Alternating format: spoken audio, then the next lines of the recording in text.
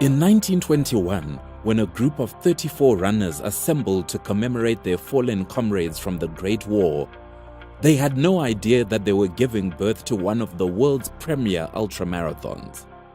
A century later, the Comrades Marathon continues to be a symbol of courage, camaraderie, and triumph of the human body and spirit over staggering obstacles. The Old Mutual virtual coach and World of Endurance experts offer runners advice on how to conquer the iconic 86.7 kilometer uprun from Durban to Pietermaritzburg.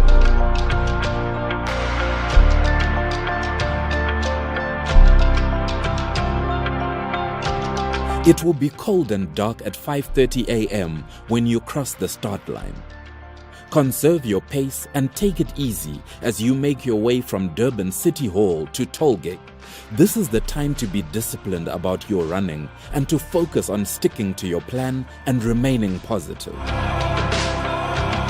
You're at the beginning of a great journey, and it is discipline, determination, and desire that will give you your reward in Pietermaritzburg. The first water point is on the steep climb up Jan Smuts Avenue at 6 kilometers. From there, refreshments and snacks are at 1.5 kilometer intervals. A mix of runs punctuated with short walks is the regime to keep you moving through the first 35 kilometers of constant climbing.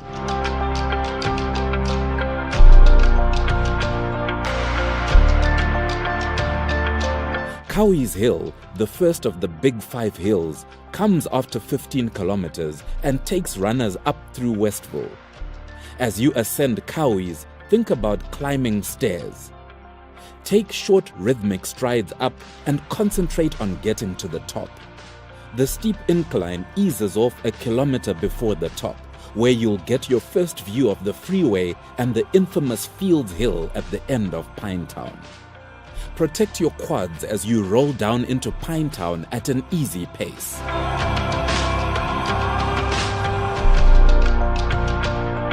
There is an acute on-ramp onto Field Hill, and then the climb continues with a winding 5-kilometer rise of 190 meters to Kloof Station. By now, you will have your rhythm. If you are passing people on Fields Hill, you are going too fast. Don't expect to talk on this infamous hill. Concentration, conservation, and climbing are needed for this challenge. Short 1 to 2 minute runs with 30 to 60 second walks will get you over the crest with minimal energy use.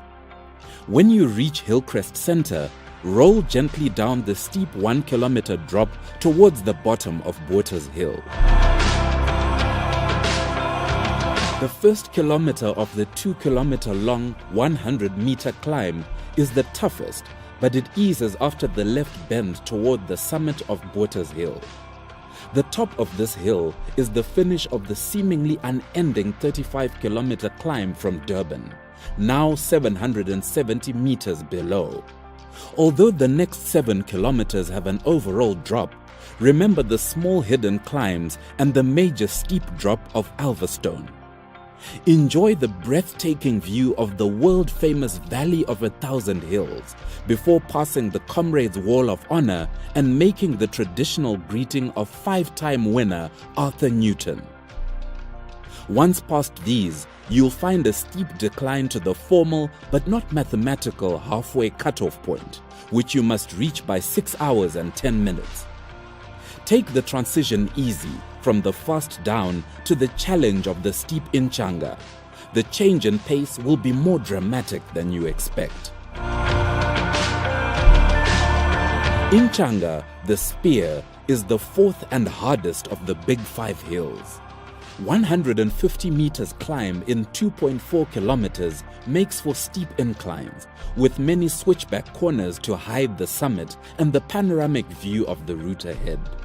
Cresting out on Inchanga with more than a marathon in the legs, this is not a time to speed off, but rather to change your mode from conserve to cruise. Although the down of Harrison Flats are still to come, beware of the short, very steep 600-meter climb of the unspoken Radnor Hill that precedes the long gradual down to Cato Ridge Underpass. The reward for many is the opportunity to collect real food and encouragement from supporters. After Cato Ridge, it's a roller coaster of running and mental turmoil for the next 7 kilometers, where the route is aligned with the N3 freeway, but is desolate of spectators, and runners are silent until they reunite with supporters in the crowd-laden town of Camperdown. 2 kilometers out of Camperdown, you will face a mental challenge as you climb the unnamed hill on the way to the chicken farm. Cruise turns to commit, which will take you to the highest point 3.5 kilometers away. The reward of the highest point is the first view of Maritzburg in the Sleepy Hollow and the 18 kilometers to go mark. Passing the chicken farms to the Lion Park is where your early pacing and energy conservation will pay off. You can open your stride on the 3 kilometer long down to tumble in before cutting back on Little Polly's, a precursor to the mighty Mama. Enjoy the momentary relief at Ashburton Cross before the last major challenge, Polly Shorts. All roads and destinies lead to the Big Mama, Polly Shorts. Few have ever run this 3 kilometer, 120 meter mountain. Many gold medalists use a run and walk strategy, and most backmarkers walk the entire length. Stick to your plan and keep moving until you get to the top, a mere 7.3 kilometers away from the new finish at Scottsville. As you descend from Polly Shorts, the new course starts with a right turn and drop under the rail bridge and equally steep 1 kilometer climb up to Cleland Road.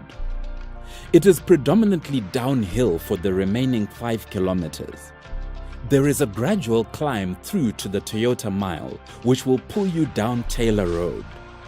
This is the new entrance to the racecourse and the final barrier of the brutal underpass. To finish is a triumph over human limits.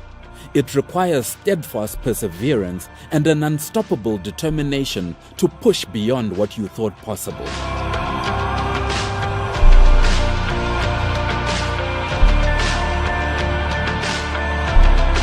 For more advice, training guides and event information, visit www.worldofendurance.co.za.